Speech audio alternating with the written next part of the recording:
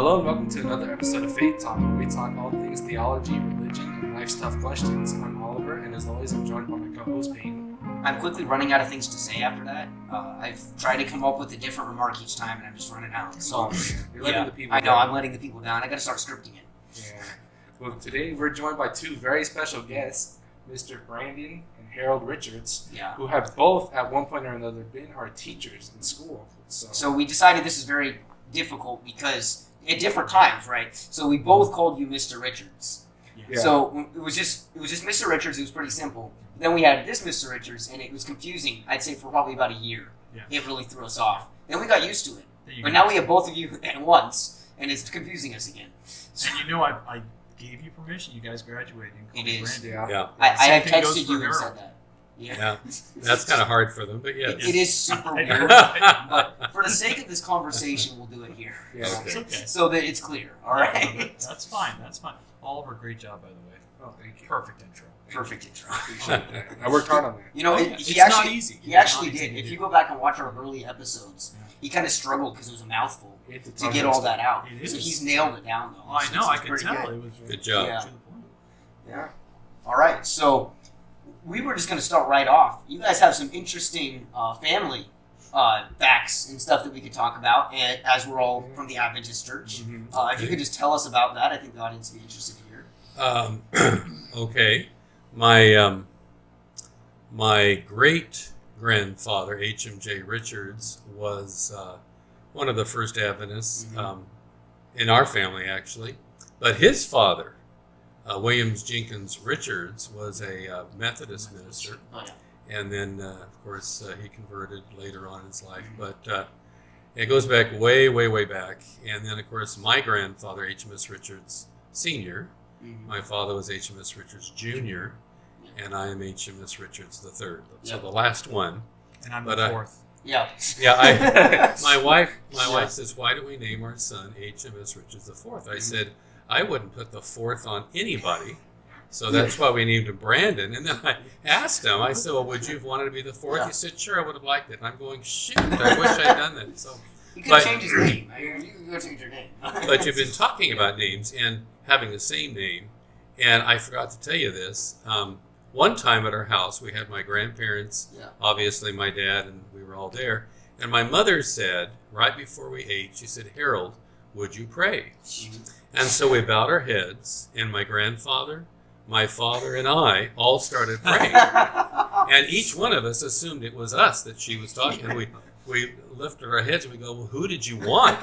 Which Harold do you want? And Oh, my so, goodness. but that was kind of a funny thing. We hadn't Yeah. even She probably thought about that. moment. Yeah. But my grandpa started the Voice of Prophecy, which was a radio ministry. And that was back when radio was a big thing. Yeah. That was It the was source a of big, entertainment. big thing. And No TV. I've been reading this book here. This is a book that was written in 1974, I think. It was written by- H.M.S. Richards, Man Alive. It's about my grandfather, It was written by his daughter. Oh, okay. my aunt. Yeah, and in it, it's talking about some of his evangelistic meetings and so forth.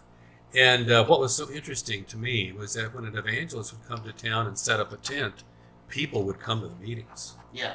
because it was the only entertainment in town. There was nothing else going on in town, and so they wanted to go to the meetings. Yeah. And so evangelists were kind of they were a little bit performers, you Yeah. know. And one night, my grandfather, to get the crowd there, he said, tonight we're going to be talking about the state of the dead, and I'm going to be raising someone from the dead. And so he had, of course, the place was packed. Yeah. And that's before they had theaters. That's before they had all that stuff. And so at the beginning, they actually had some people walk a casket down the center aisle in the front, and they opened the casket, and my grandpa said, come forth. And the man came up. He was pasty white, with makeup, and people fainted and screamed. And then, of course, he told how it was fake. He'd hired the guy and talked about the state of the dead. But he got people out for the meeting, That's which one way was... to do it. Yeah. Right? Anyway, so it's a different, very different situation than it is now. But Yeah. he used to tell some really interesting stories. And we actually lived in Glendale, and we lived up the hill above my grandparents. And I have very, very fond memories of Friday evenings. My grandma had a key to our house, and so she would let herself in, and she'd say, "Yoo-hoo, we're here." And they'd come in, and we'd be in the living room. And we liked singing. We loved singing, our family did. And we loved playing instruments. And so my father would be on the bass viol.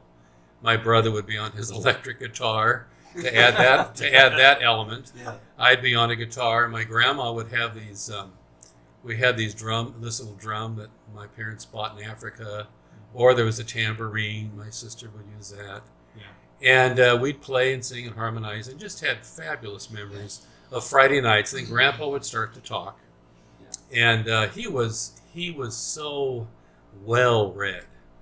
Read the Bible a number of times, traveled all over the world, read books, constantly reading. He was partially blind, and he would walk all the way to the voice prophecy. He was a big walker.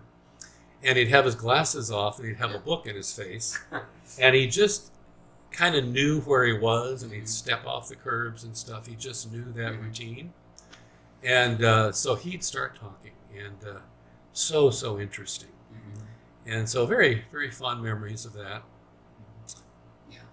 More questions? Oh, I mean, it's just fascinating. Keep going. Yeah, you keep going. Yeah, Like the story of how he became blind in one eye. That's actually pretty fascinating. Oh, yeah? The story how he became blind. Yeah. Well, the boys, they lived in Colorado, and my great-grandfather, his father was gone on camp meeting or something, speaking tour. And my grandfather and his brother Kenneth were digging around, goofing off how guys do. And in this ditch, they dug up an old gun. Yeah. An old blunderbuss type gun where the opening was big, kind of. And they wanted to shoot that off. They knew their dad would not like it, but they wanted to fire it. You know how boys are. Yeah. And so their neighbor gave them some black gunpowder. It was explosive powder for blowing up stumps. Yeah. And they just filled it part way with that. And then they put rocks and nails, and they just filled it up to the top with that. And they put it on a log, and they were... my grandpa thought, if I'll have an excuse. So if Dad gets me in trouble, if he finds out, I'll say, well, Dad, I'm just shooting those pigeons you don't like up on the barn. So he aimed up at the barn. And I just actually read about this in this book before I came here. And come to find out, they heard their father walking up the lane to the house. And my grandpa wanted to fire this so bad. So instead of trying to use the flintlock mechanism and everything, he just took a match and lit it and he was aiming. He had one eye closed and the other eye open, and the whole thing exploded. The gun, everything exploded, and it a lot of burnt gunpowder went actually into his eye. And my grandpa he's a young kid. He knows he's in big trouble. And he looks and he says, I can see light. I can see. In other words, I didn't totally ruin my eyesight. And they took him to a doctor who, unfortunately, was quite often inebriated, and he was this day. But he was able to, with tweezers, pick stuff out of his eye while he was being held down screaming. But anyway, it did affect his eyesight. He was still able to read. He would actually take his glasses off, and I find myself doing this. And he'd hold the book up to his eyes, and he could read that way. And my grandmother, though, the whole time they were married, she did all the driving because he, of course, should not be behind a wheel. But he would read. He'd read in the car. He would read all the time. Wow. So you have no excuse to not read. That's the message. There you go. That is the message today. If you take anything from this, reading is really important. I'm a big horror fan, so I'm kind of into like the gory stuff, like anything gross. Like if you've seen my art before, I'm kind of into gross stuff. Your art. So anytime I hear or see something about an eye, it's just I can't do eye stuff.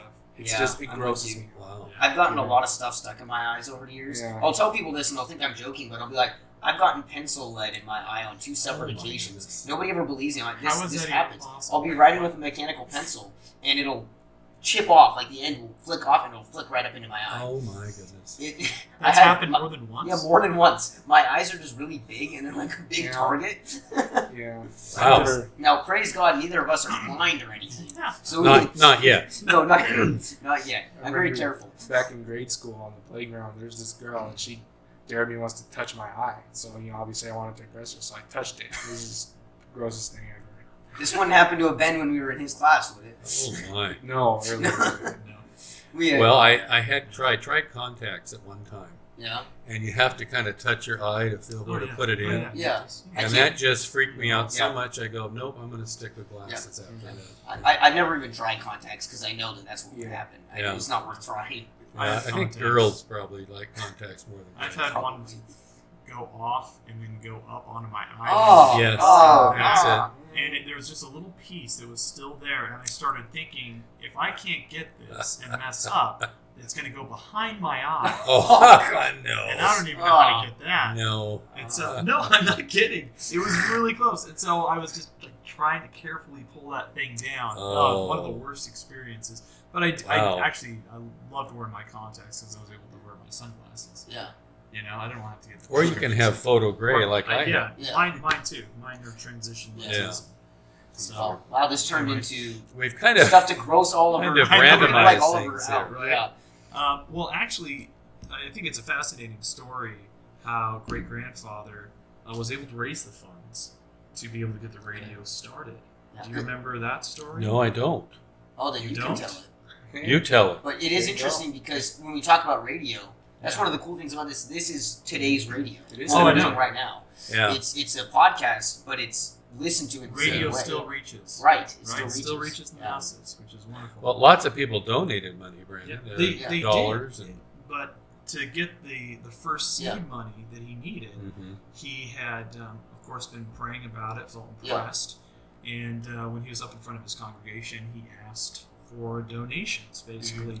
And at the very end of the service, he had someone actually put, I think it was a gold tooth in Okay. his Okay. pocket There you go. as something as payment. But also he received a lot more money as well. Yeah. And it was from that moment that he was able to then put it and get the license Oh, wow. for being able to do the radio. Right. And they started in an old chicken coop Yeah. in the backyard. Yeah. And of course, they built it up. The Voice Yeah. of Prophecy at one time was quite something. It's not as much now. 'Cause Well, radio is not as powerful as Right. it used to be. the interesting thing as well is he actually got a lot of pushback at the very beginning for wanting to start a radio station Oh, yeah. talking about Jesus, right?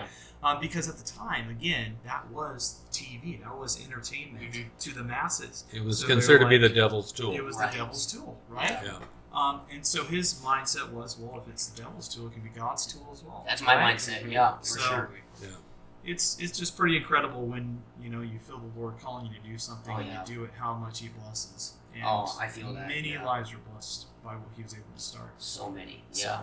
It's pretty it's a powerful story, and I just really think it's cool to be kind of full circle a little bit having this Yeah. conversation in a modern day radio, because back then it was one thing to do it over the radio broadcast, but Right. now it's archived on the internet.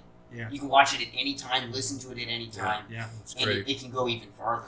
Well, and what's really cool for me, I never really got to know him. I Yeah. have to get to know him through books. Yeah. So I- so when did he? You pass actually away? met him, though. I did meet him. At what I don't age? remember. I was a baby at the time. Yeah. We took him to go see Grandpa And and they got got a picture with him. picture of, Okay. of him holding me, which Yeah. was really cool. Okay. But for me, they've now put all these archived Sure. records, they've re-recorded them Mhm. digitally. Yeah. And so now I can actually go online and just click a I know. file and listen to my great-grandfather That's do a crazy. sermon. Yeah. Listen to the King's Herald do the opening. I got to tell you one funny story with my grandpa. Pretty cool. My grandpa was very attuned to the needs of his listeners at camp meeting. Mhm. In the summer, we had 2 camp meeting teams from the Voice of Prophecy.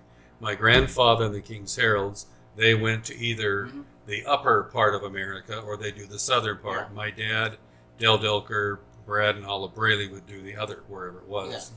And anyway, he would tell the brethren, he'd say, now look, I will preach as long as you want me to, Oh yeah. but I will stop at 12 noon. because that's when the people want to go. They have food Right. ready. Yeah. They have Amen. friends coming to their tent. They have things they need to do, but I will stop at 12. Yeah. So if you get me started at 11, I'll preach an hour. If you get me started at 10:30, I'll preach an hour and a half. Well, he was at this one camp meeting, and they had Brother So-and-so had to make an announcement, and something else about the ABC, and other things. And so at 11:50, Oh my goodness, 11:50. he got up to preach a wonderful 10-minute sermon, and then he sat down. Wow. And people were looking like, well, have him go on, but he said, no, I will stop at It's 12. lunch. And they had spent all that money to have him come there and preach for 10 minutes because he was off to the next campground the next day. Because I know what we had a wonderful company that just lovely people. They would donate a great big two big station wagons to the Voice of Prophecy every spring, and then the Voice of Prophecy teams would drive that because they way too expensive to fly back in those days. They drive everywhere. Yeah. And then at the end of the camp meeting circuit, they'd sell the car and the money went for the ministry. But my dad a number of times asked me to go with him, and I drove all through the United States from camp meeting to camp meeting to camp meeting. But I remember that story, and he just quietly sat down after 10 minutes, and that was that. You know what I take from that is like before COVID, we would get out of church closer to noon. At least over here, the church over here. But now, since we've come back, it seems that everything's gone an hour later, which means we're getting out closer to 1. Yeah. We should move back to that. Yeah. Which my grandfather, his dad, Yeah. Junior, he told me, he was like, if you ever do a sermon, Brandon, he was like, just imagine it's like an airplane where you take off, right? And then you land. And then And you then land. you land. Yeah, you land. the Right? plane. You don't Yeah. want to like circumnavigate the globe, Right. right? Or you don't want to do touch and goes, right? Yeah. Just take it up, make your point, Mm-hmm. and then land the plane. It's at landing the plane. And I'll It's never 30 forget minutes. that. And it's a well-known analogy. It's been used by other pastors as well. Preachers just Yeah. flat out say it. Yeah. We're landing the plane. But I Landing the plane, yeah. always remember that land the plane. Yes. And then there are those pastors that just don't want to land the plane. Oh, I know. Right? I can remember those as a little kid being in church and like remembering it being like the worst thing ever. It would be like torture being in church. Yeah. Now I'm the guy who actually kind of likes that. I'm like, I can listen to you all day. When you're a kid, especially, Yeah. it's like painful. Yeah. Oh, Well, you have a story about Del Delker and your dad with the Oh. car, which is hilarious. Do you want to hear those kind of stories? It's a great I love the story. stories. Because Yeah. it- yeah, Well, it was a lot of fun. I mean, I was a teenager, yeah. and we're Lots of traveling travels. long trips, and we'd pull into these campgrounds, and my dad and everybody have to get up and be fresh and ready to go, and I have several actually, but one of them, Brandon, I don't know if Brandon's heard this, but Del Delker always carried with her a wig, all made up and everything, because, as a woman, you're laying on pillows, Sure. and you don't always have time to get a shower and to get everything ready. In fact, one time she was about ready to go to a meeting, and she stuck her head in the shower to pick something up, and it turned on the shower, and it hit her in the face. So her natural hair was ruined, and she had to put on her friend, Anyway, she was at a camp meeting one time, and she was wearing her wig. And this lady came up, and people ask you the most embarrassing things. They really should not. And they came up and they said, Del, is that your hair? Oh. And she said, yes, it is.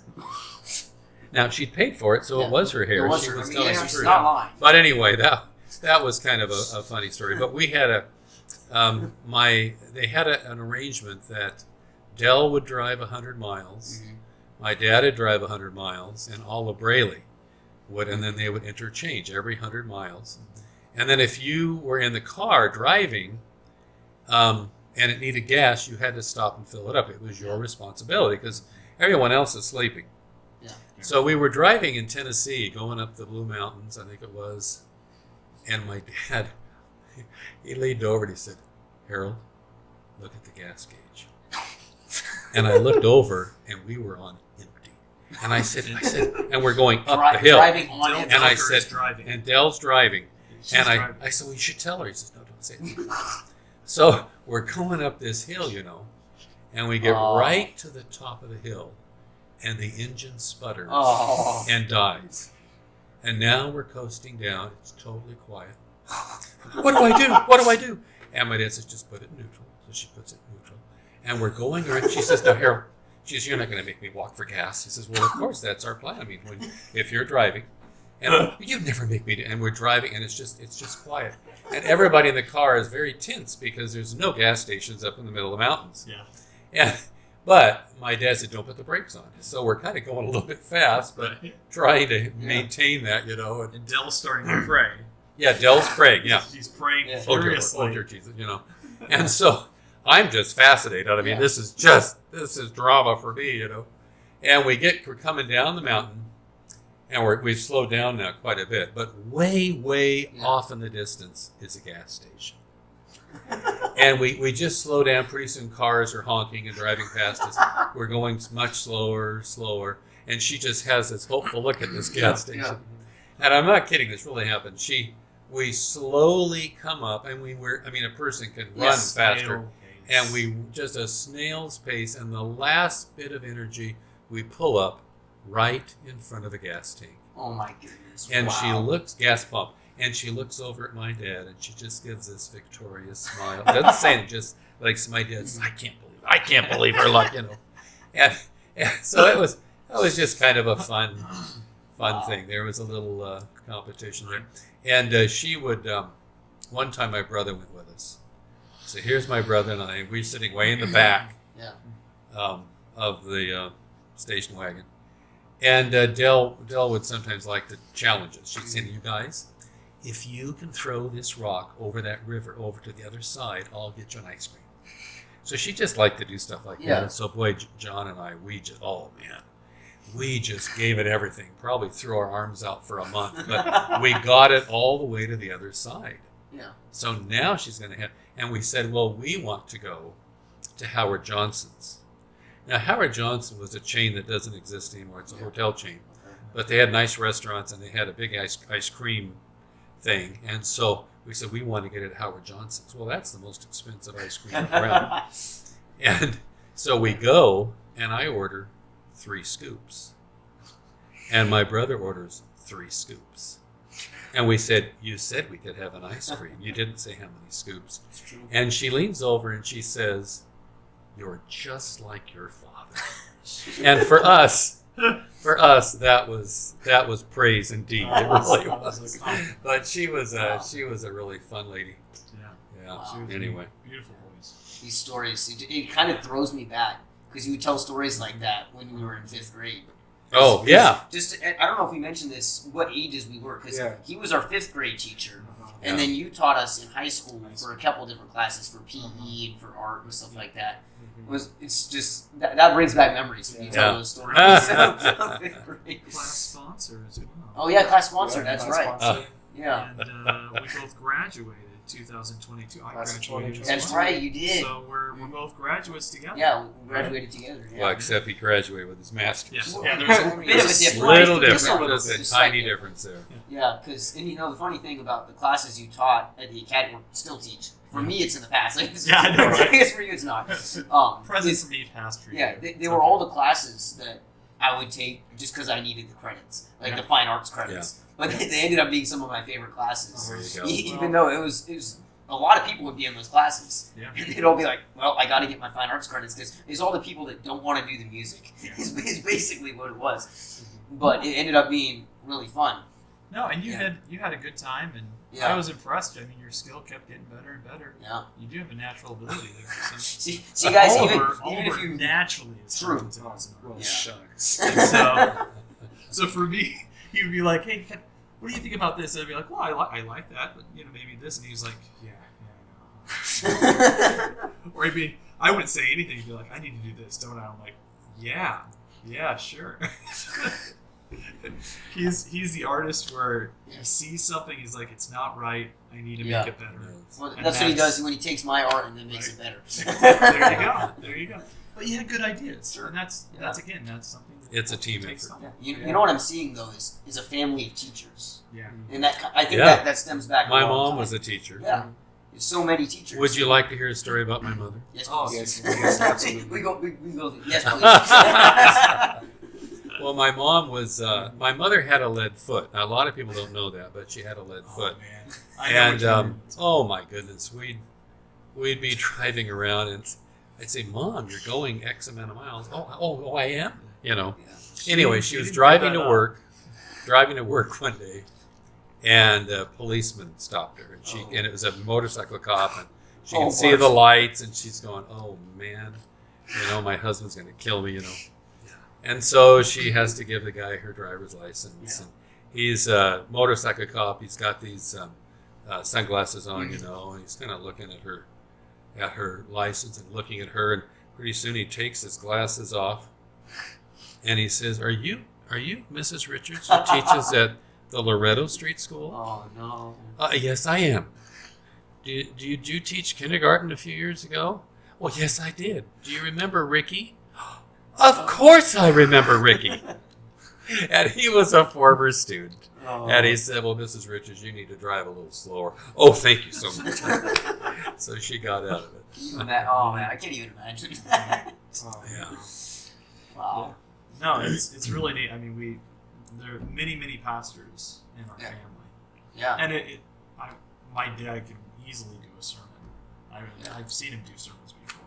I don't think You did a sermon. I've never done a sermon, have I? Haven't you? You've done a sermon. I can totally picture it, but I don't think I ever. Well, when I was Yeah. a student missionary, I did a sermon. But you've talked up front. And But Yeah. that's like a not sermon. really a sermon. Yeah. I would like to hear you give a sermon. Yeah, That would well, be no, really- I'm fine. I'm You not should, offering that actually. Totally service. should. Aren't you an elder? Yes. Obviously, not do a sermon. Next time Pastor Rome's out of town, I Yeah, think that's not my gift. When he speaks in front, I consider it a sermon because he always ties in God with everything. Oh, so yeah. It's a good thing. Yeah. You have a speaking voice too. Right. Thank you very much. But I think that my dad found his calling in teaching. Oh, Yeah.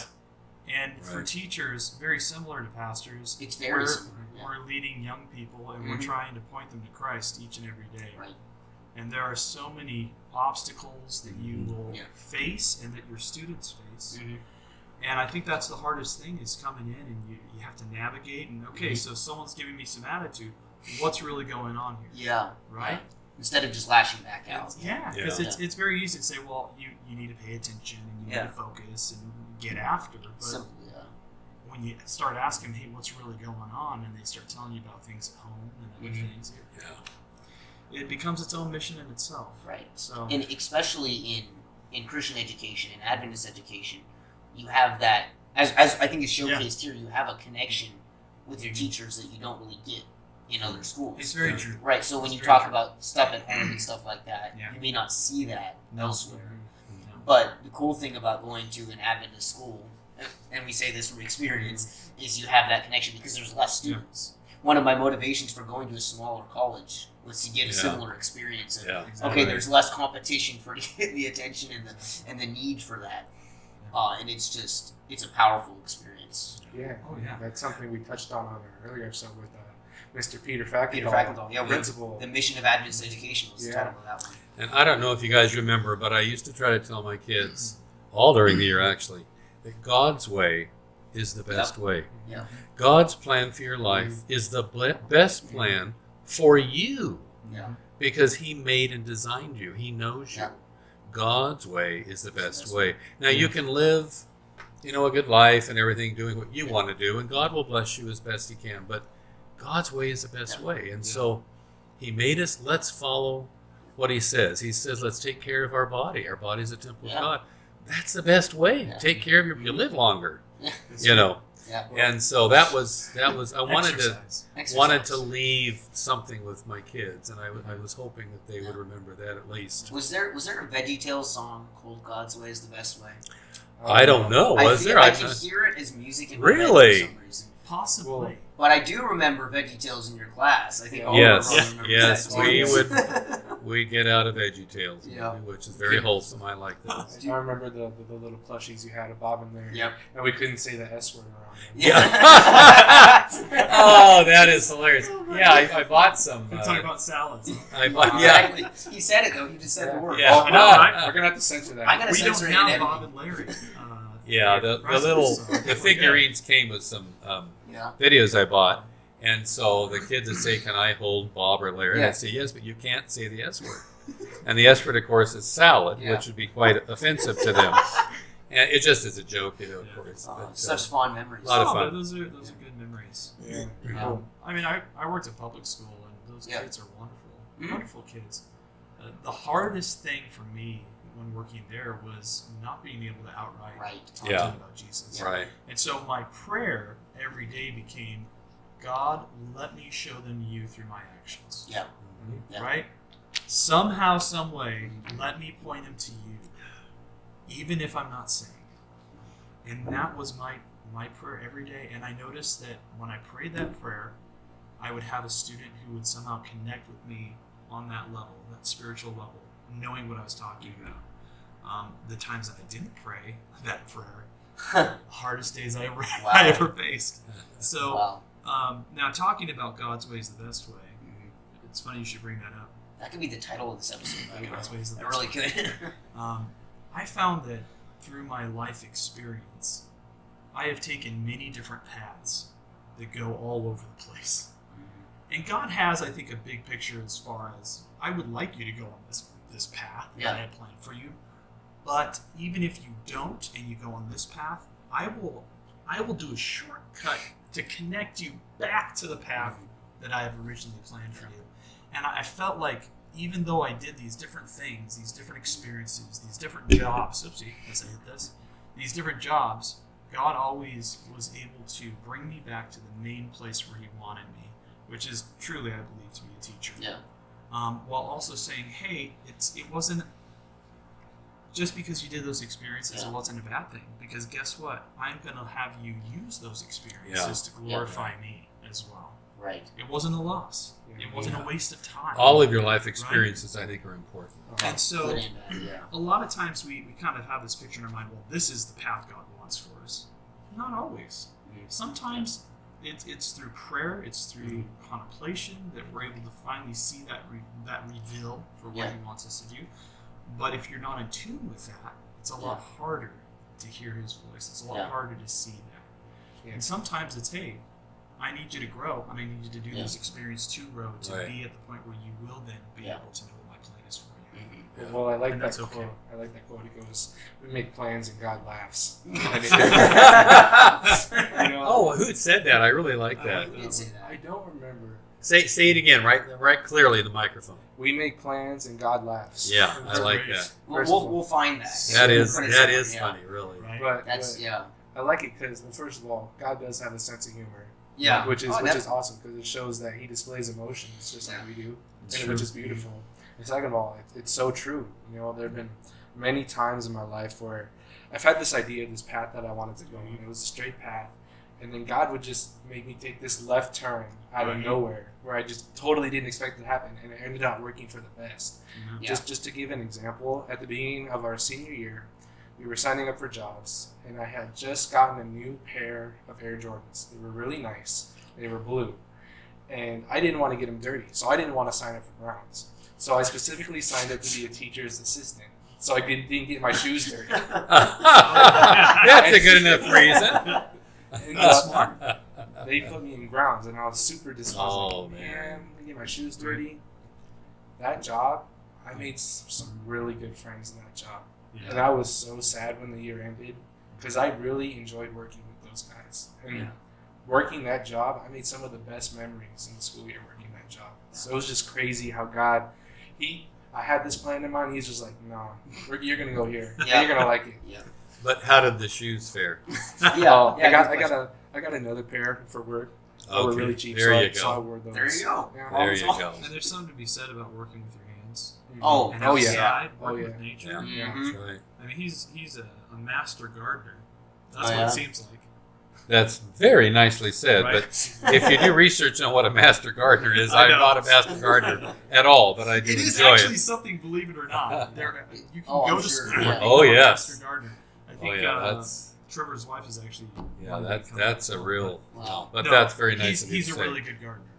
Yeah. And that's been kind of his thing that he does on the side Yeah. to just connect. Relax. Yeah. Relax and connect with God. Wow. Yeah, I can think of stories like that too. I mean, it was one of the summers, probably the summer before that story you're talking about, I had applied for jobs. I was trying to get a job off campus so I could make a little bit more money in preparation really for going to college in a year after that. And I applied at a lot of jobs. None of them really got back to me right away. Then I took a job with Fred Meyer because they hired me. And I wanted to work at Regal, the movie theater. But I felt, oh no, that's probably not going to happen. So I just took the job at Fred Meyer. I didn't think anything was going to come of it. And then as I was leaving the first day of getting the paperwork at Fred Meyer, I get the call from Regal. And I remember thinking and praying and saying, God, if you want me at Regal, maybe they'll give me the job on the spot. And they did. They gave me the job right there on the spot. Wow. And that was such a healthy experience for me working there because I had great management, got to have a lot of conversations with people. There were conversations with people that maybe weren't conversations like you were talking about what you shouldn't talk about at work, stuff I maybe shouldn't have been talking about at work, but still managed to have those conversations with people. Yeah. And you never know where God's going to put you and for what reason, but His plan, His way is the best way. Yeah. Right? Yeah. Right. No, and I've seen you there and how you interact with people, very cordial. And there is something to be said about interacting with someone and being respectful. Oh, yeah. Right? Yeah. And the conversations that can come out of that, Yeah. out of thin air, incredible. And that's God leading. Mm-hmm. I worked at a grocery store, Sure. and I had a lot of great conversations with our customers. And a lot of times it started with a Pastor Day going, right? And then asking, really? And then interacting that way. Yeah. A lot of them don't expect that. They just think, okay, well, he's just asking about my day, now he's going to drop it, right? But when they see that you actually have interest in them, and you care about them, a reflection, right? It opens the door, right? Yeah. It opens the door. Yeah. So it's pretty awesome to be able to have a job Yeah. where God is able to connect to people through you. And really, any job you have, There's an opportunity. God can work through you. Oh, yeah. That's right. There's a And God moment I in think everything. God can take just a simple smile you give For sure. Yeah. and multiply it. A simple, kind word, and He can multiply it. I really do believe that. Yeah. I Yeah. do too. Kindness is a disease. It spreads. It's a good disease, though. Yeah. To see- Good disease. Good kind of disease. So, You're is that filling in the quote, Sammy role, I is, feel. is that quote attributed to you now? Yes. Are we, okay, Yeah. we're going to tweet that. There you Kindness is a disease. There you go. All right. Spread it. We're out of COVID, right? Of course, yeah, I was going to There's say. no and mask. There's no mask to protect you from kindness. Oh. Oh man, you know we avoid saying the word COVID. I don't know if they're gonna flag us now. Uh-oh. We're gonna have to censor that one too. Yeah, Man, we can get the bleep. I'm button gonna out get for this. censored a Yeah, lot. yeah, Shoot. Well, we've been talking about witnessing Yeah. times, but I don't know about you, but I have had times when I felt that God was maybe nudging me to say something to someone, yeah. and I kind of go, yeah, no, I'm Right. tired or whatever. And I've shared this with some of our church members, but I don't think I've shared it with you. And I had a moment one time when that happened, and it was the most powerful experience I've ever had. And of course, it was odd. My wife and I were in a restaurant, and sitting there looking at the menu. Yeah. And it was our favorite restaurant, by the way, down in Gerhardt. It's just been discontinued because of COVID, went out of business. Oh, But anyway, wow. we were there, and across from us was another couple eating, and I just got this overpowering. It wasn't a voice, Yeah. but this overpowering impression. God said, "Talk to that woman, this lady over there."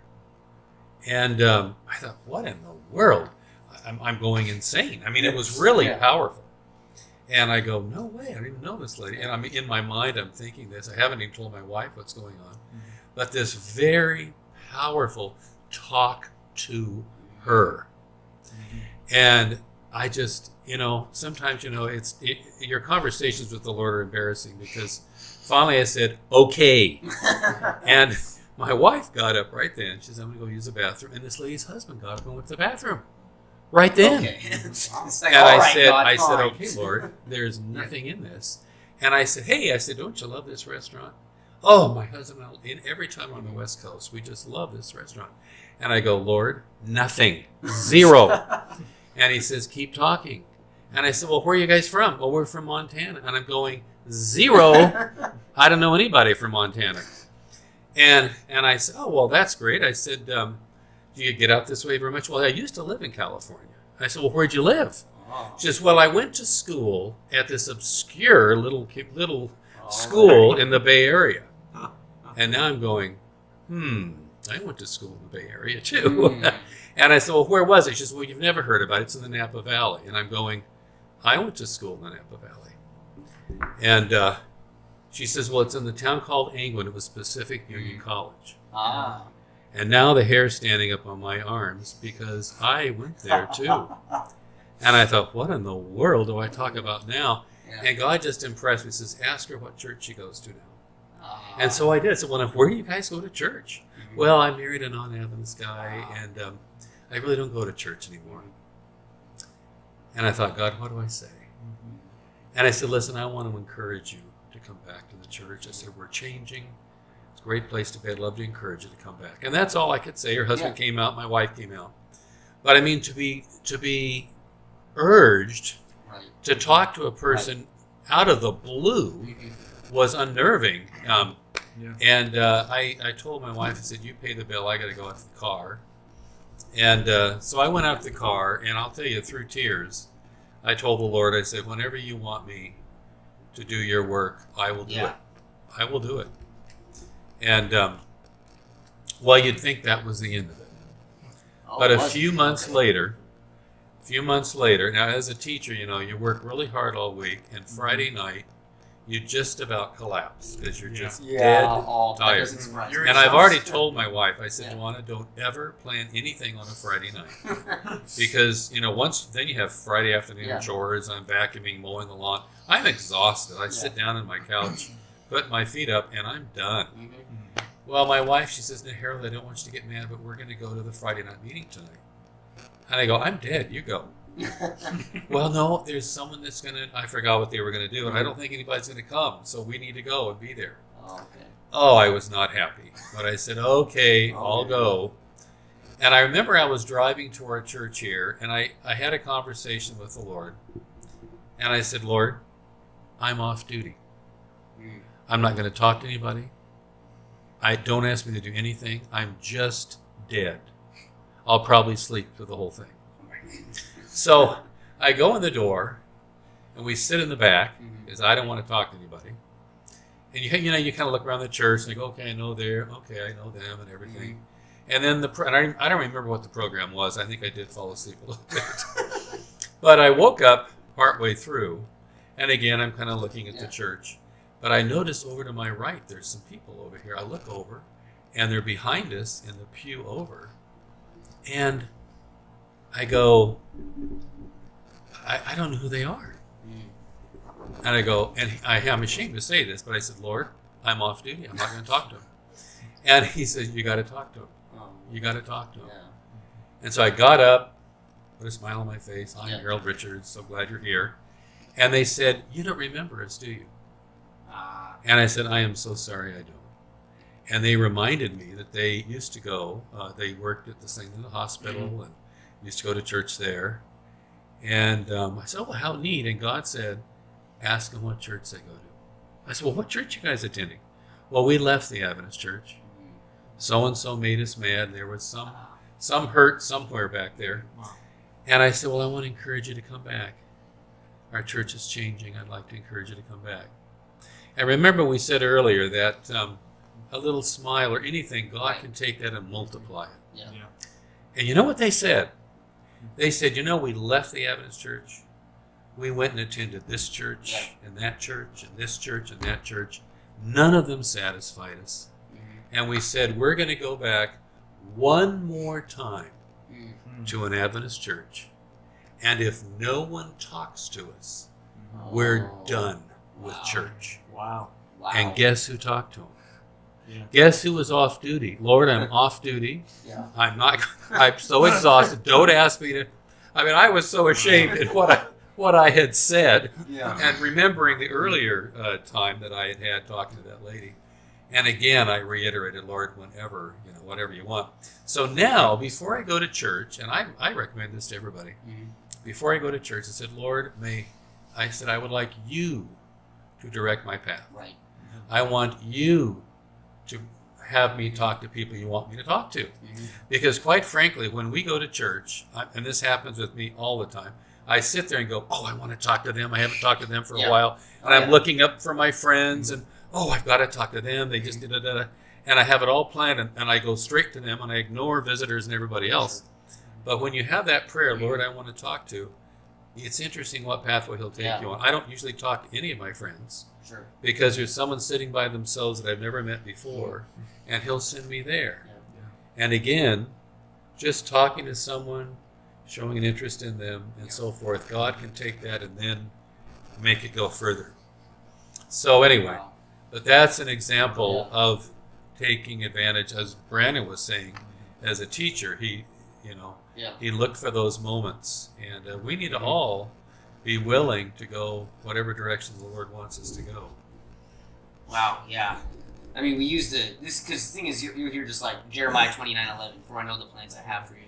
But then we can actually like elaborate on that, because that verse, the meaning is there, but when we actually kind of tell stories and put it to words, it means so much more than just kind of throwing the verse around, which is what we do quite often. Yeah. You want another story? Sure. Yeah. I love the story. Well, this is a story that happened to my dad and my brother and sister and mom. I was married by then, so I'm not part of the story, but he had borrowed someone's camper, and they were going to go down to Mexico, down to, and I don't remember the name of the town, I'm sorry, but anyway, some place in Mexico. So they drove through America, they crossed the border, and now they're in Mexico driving. And as they're driving down the road, the sign for San Felipe is off to the right. Now they're not going to San Felipe, they're going down to Guaymas or something else. So they pass the San Felipe sign. And the car starts acting up. And finally the car dies. And they pull the camper over to the side of the road. They're at the beginning of a vacation. And so it's like, it's someone else's rig. And, you're just kind of... And so my dad was really good with mechanics, and he kind of jimmied the car and got it going again. And so they kept driving. And it died fairly quickly again. And so my dad said, that's it. We got to go home. There's no way I'm going to drive this vehicle on a whole vacation and having it dying. And so he got it started. They turned around and started heading back to the States. And the car ran like a top. And they passed the San Felipe sign. Car is running great. And then my dad stops the car and goes, it's really going well right now. I think maybe we should just turn around and hope for the best. So they turn around. Now they're driving back, and the San Felipe sign's on the right. They pass the San Felipe sign, and the car dies. And my dad's going, maybe God wants us to go to San Felipe. Can you imagine? And my hand keeps jerking this cord here. But anyway, and so they got the car started, and they went back, and this time they took the San Felipe off ramp, and the car's running great, running great, running great. They go all the way to San Felipe. Now, this was not their original plan.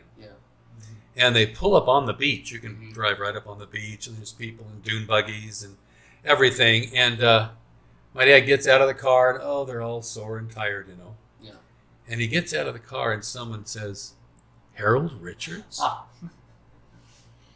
And it was an old friend of my dad's who went to college. And my dad started talking with him. He left the church, discouraged. My dad worked with him, and a little while later, he found the Lord and came back to church.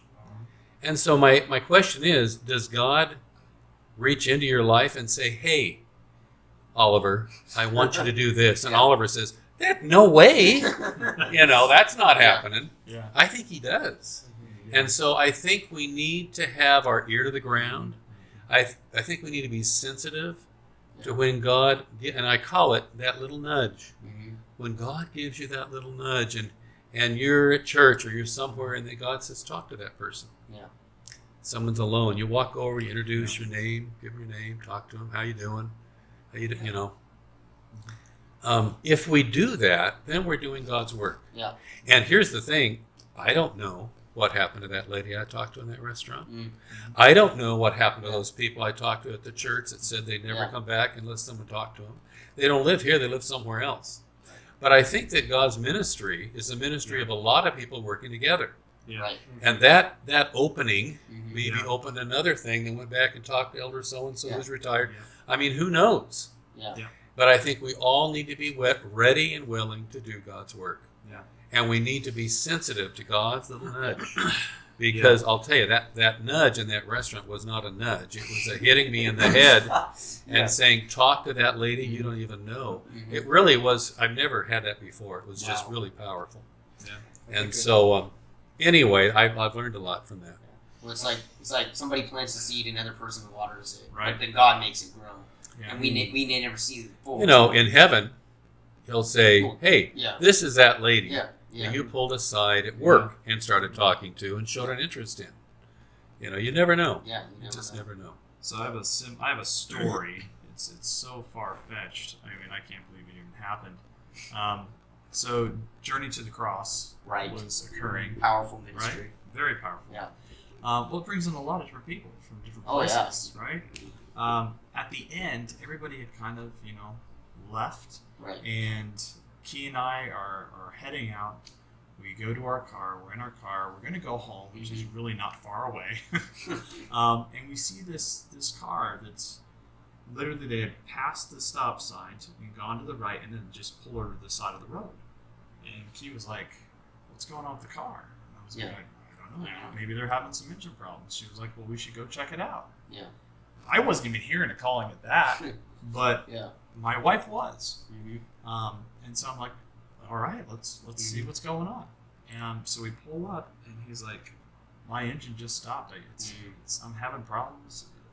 Battery died. Well, we didn't have jumper cables.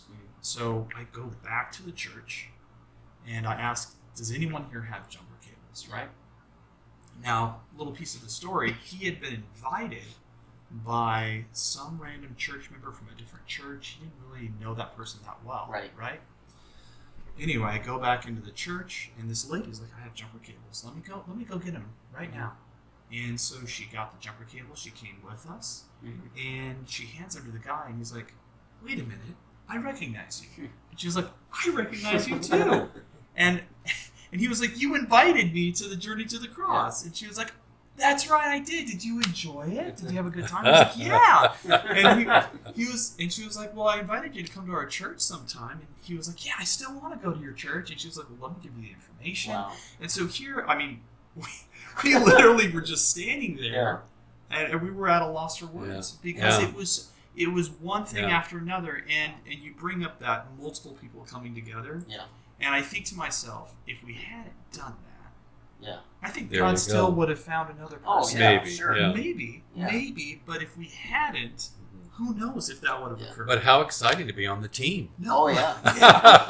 But how incredible again. Two random people come together, and she was the one who had invited him there, and he had only seen her one time.